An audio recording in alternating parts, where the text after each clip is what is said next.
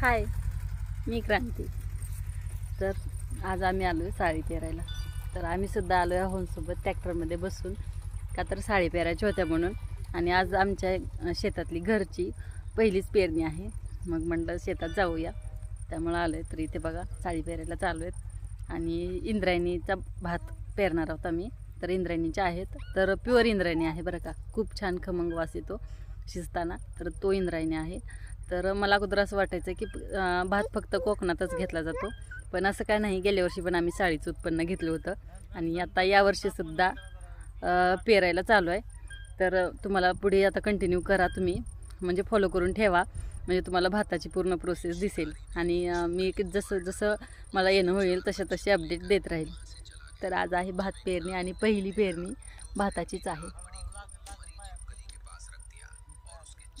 सगळे चालू आहे आम्ही.